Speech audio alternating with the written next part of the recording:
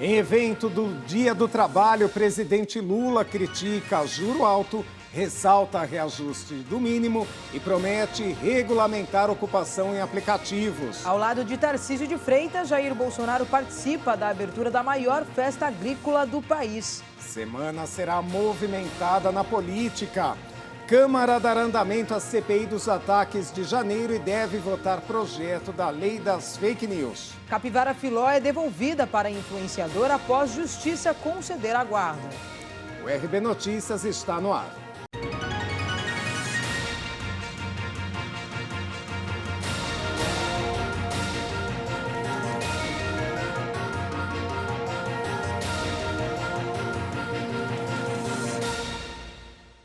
Em comemoração ao Dia do Trabalho em São Paulo, o presidente Lula voltou a criticar a taxa de juros e associou a Selic ao desemprego no país.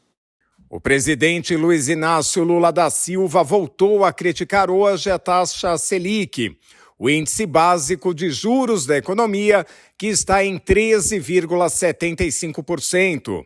Em evento com centrais sindicais em celebração ao Dia do Trabalho em São Paulo, Lula associou o patamar atual da Selic ao desemprego e disse que a taxa de juros é parcialmente responsável pela situação do país. Lula também afirmou que o governo estuda a possibilidade de isentar do imposto de renda a parcela da participação de lucros e resultados recebida por funcionários de empresas que possuem esse tipo de remuneração. E os trabalhadores se preparem, porque a pedido das centrais sindicais, nós começamos a estudar se o patrão não paga imposto de renda sobre o lucro, se o patrão não paga imposto de renda sobre os dividendos que ele recebe, por quê que os trabalhadores têm que pagar imposto no PLR? Por quê? Nós estamos estudando, quem sabe para o próximo ano, da mesma forma que um patrão que ganha milhões não paga sobre o lucro, o trabalhador não pode pagar imposto de renda sobre a participação dele no lucro da empresa. E essa é uma coisa que nós precisamos trabalhar muito para mudar. Lula defendeu ainda que pessoas que trabalham por meio de aplicativos tenham direitos trabalhistas. Mas o que nós queremos é que a pessoa que trabalha com aplicativo, ele tenha um compromisso de seguridade social, porque se ele ficar doente ou a mulher tem que ter cobertura para essa pessoa ser tratada. O presidente também voltou a defender a prisão dos extremistas que participaram da invasão às sedes dos 3 poderes em 8 de janeiro. Vocês se lembram que eles tentaram dar um golpe dia 8. Eu quero terminar dizendo para vocês, todas as pessoas que tentaram dar golpe serão presas, porque esse país quer democracia de verdade. O nosso comentarista Ney Gonçalves Dias analisa agora os principais pontos do discurso do presidente Lula no Dia do Trabalho em São Paulo.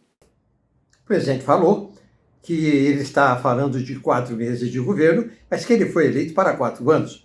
Falou das suas viagens ao exterior, buscando investimentos para o Brasil, para aumentar aqui o número de empregos do país. O presidente falou novamente do salário mínimo que ele falou ontem na televisão. Agora são R$ 1.320 e falou que que agora haverá a modificação para o ganho além da inflação. É o PIB dos últimos 2 anos. Pois bem, o presidente fez um discurso enfático para as mulheres, as quais ele responsabilizou pelas suas vitórias eleitorais. Falou sobre todos os tipos de mulheres, das mais humildes àquelas qualificadas que exercem funções executivas em grandes empresas. E disse que a partir de hoje, 1º de maio, será criado um grupo de trabalho para estudar uma fórmula de garantir que as mulheres tenham o mesmo salário na mesma função que exercem, igual a dos homens numa empresa. O presidente fez lá sempre volta ao problema de criticar o governo anterior. O presidente sempre volta ao passado mencionando conquistas do Lula 1 e do Lula 2, mas o presidente deu 3 informações extremamente úteis para São Paulo, principalmente para a Grande São Paulo. Se não, vejamos. O presidente disse que começou a construir a Universidade Federal de São Bernardo e que, depois que ele saiu do governo, parou tudo e que agora vai ser concluída. O presidente disse também que vai criar a Universidade de Osasco, aqui na Grande São Paulo, Universidade Federal, e também que vai criar uma Universidade Federal na Zona Leste de São Paulo. Na Zona Leste, nós sabemos que já há uma experiência razoavelmente exitosa da Universidade de São Paulo, da USP, com relação à educação. Mas, realmente, são 3 informações extremamente importantes para a Grande São Paulo. Um estudo do Diese indica o total da população impactada pelo reajuste do salário mínimo, que sobe para R$ 1.320 a partir desta segunda-feira. Segundo a entidade, são 22,7 milhões de pessoas diretamente atingidas pelo aumento. Os dados foram levantados a partir dos números da Pesquisa Nacional por Amostra de Domicílios Contínua Anual de 2021, realizada pelo Instituto Brasileiro de Geografia e Estatística, o IBGE. No Brasil, o reajuste do salário mínimo é de grande impacto na economia, porque há uma expressiva parcela da população que recebe remunerações com valores muito próximos ao mínimo. O levantamento do Diese aponta que, além dos 22,7 milhões de pessoas diretamente impactadas pelo aumento do salário mínimo, outras 31,3 milhões são afetadas de forma indireta. O total é de 54 milhões de pessoas impactadas de forma direta ou indireta. Em termos percentuais, esse contingente representou 25,4% da população brasileira em 2021, diz o estudo. Ainda segundo o estudo, há 158,5 milhões de pessoas para quem o mínimo não fará impacto. E o governo abriu um programa para permitir que os brasileiros atualizem valores de ativos no exterior, pagando menos imposto de renda incidente sobre ganho de capital. O procedimento está previsto na medida provisória publicada na noite de domingo, que estendeu a isenção do imposto de renda para quem ganha até R$ 2.640. Segundo as regras, a pessoa física residente no país poderá optar por atualizar o valor dos bens e direitos no exterior, informados na Declaração Anual de Ajuste, para o valor de mercado em 31 de dezembro de 2022.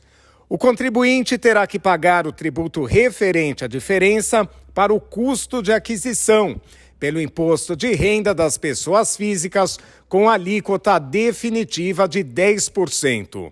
O tributo deverá ser pago até 30 de novembro. Pela regra anterior, o contribuinte só era obrigado a atualizar os valores dos ativos e pagar o imposto correspondente na realização do ganho, o resgate do fundo ou a venda do bem, por exemplo. Na prática, segundo interlocutores do governo, esse momento nunca chegava e, com isso, o patrimônio mantido no exterior não era adequadamente tributado. A alíquota menor funcionaria como um incentivo para a atualização desses valores. A semana começou com o aumento do salário mínimo anunciado pelo presidente Lula. No cenário político, o Congresso deve avançar na CPI do 8 de janeiro e também votar o projeto de lei das fake news. A semana começa com o presidente Luiz Inácio Lula da Silva oficializando o aumento do salário mínimo e da isenção do imposto de renda. O mínimo passará de R$ 1.302 para R$ 1.320. Terá custo extra estimado de 4,8 bilhões de maio a dezembro. O aumento total de R$ 108, considerando o valor de R$ 1.212 em 2022, impactará em 40,8 bilhões os cofres públicos neste ano. A faixa do imposto de renda passará de R$ 1.903 para R$ 2.640. Estamos mudando a faixa de isenção do imposto de renda, que há 8 anos estava congelada em R$ 1.903. A partir de agora, o valor até R$ 2.640 por mês não pagará mais nenhum centavo de imposto de renda. E até o final do meu mandato, a isenção valerá para até R$ 5.000. Também nesta semana, Lula irá à coroação do rei Charles III no Reino Unido. A cerimônia será no sábado, dia 6. O Planalto ainda não definiu quando o presidente embarca. No Congresso, o projeto das fake news pode ser votado. Na semana passada, foi aprovada a urgência com auxílio do presidente da Câmara, Arthur Lira. É uma das pautas prioritárias do governo. Mas a votação para apressar a tramitação do texto foi obtida por uma margem pouco confortável: 238 votos a favor e 192 contrários. As Big Techs serão responsabilizadas por conteúdos publicitários pagos que sejam considerados falsos. Também nesta semana, o Congresso avançará na montagem da CPI do 8 de janeiro. O texto da criação foi lido pelo presidente do Senado, Rodrigo Pacheco. Partidos começaram a indicar seus representantes. O presidente, cargo mais importante, deve ser de Arthur Maia, do União da Bahia. Ele é aliado de Omar Nascimento, também do União Brasil, que teve embates com o atual governo na campanha e na montagem dos ministérios. Já no Judiciário, terá início na quarta-feira o julgamento de mais de 250 denúncias contra envolvidos nos atos extremistas. O primeiro bloco, analisado com 100 casos, foi aceito. Outro, com 200, já tem maioria para os investigados virarem réus. E a seguir, Jair Bolsonaro revive clima de campanha e participa da feira agrícola ao lado do governador paulista Tarcísio de Freitas. E o desfecho do caso da capivara Filó, que movimentou a internet neste último fim de semana. O RB Notícias volta daqui a pouquinho com essas e outras informações. Até já!